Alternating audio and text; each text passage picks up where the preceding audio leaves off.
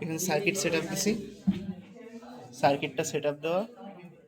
এরপরে হচ্ছে ফ্রিকোয়েন্সিতে মানে ফ্রিকোয়েন্সি সিগন্যাল জেনারেটরে পাওয়ার দিব, আর দেখবো 2770-এর আশেপাশে আছে কিনা, ফ্রিকোয়েন্সি এটা দিয়ে চেঞ্জ করবো।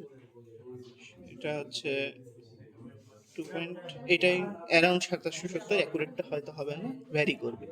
এবার দেখবো এটা কি ওয়েভে আছে, এটা হচ্ছে আমাকে লাইন ওয়েভে আছে কিনা, নাকি সাইন ওয়েভে, নাকি বক্স ওয়েভে। সবসময় আগে সাইন ওয়েভে নিয়ে যাবো, সাইন ওয়েভ। এবার এখানে সার্কিটে channel one, channel to. Channel ওয়ানটা সবসময় ভোল্টেজের অ্যাক্রসে সেট আপ দেওয়া, আর চ্যানেল মানে ভোল্টেজের অ্যাক্রসে সেট আপ দেওয়া, আর চ্যানেল ওয়ানের নেগেটিভ যেই সাইডে সেট আপ হবে, চ্যানেল টু এর নেগেটিভও সেই সাইডে সেট আপ হবে।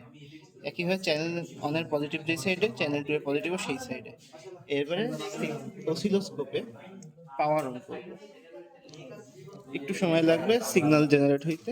এরপর সিগন্যাল জেনারেট হইবে, সিগন্যাল জেনারেট হয়ে গেছে। এরপরে হচ্ছে আগে চেক দিব হচ্ছে আমার অসিলোস্কোপ ঠিকঠাক ফাংশন করতেছে কিনা। প্রথমে কাপলিং, আমরা যেহেতু এসি সোর্স নিয়ে কাজ করতেছি তাই এখানে এসি আছে কিনা দেখে নেব। এখানে আপাতত এসি নাই তাই এসি করে নিলাম।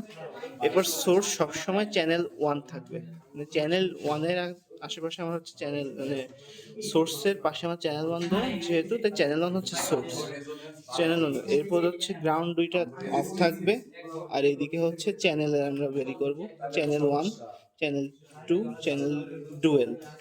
ডুয়েল দিলে আমরা চ্যানেল ওয়ান চ্যানেল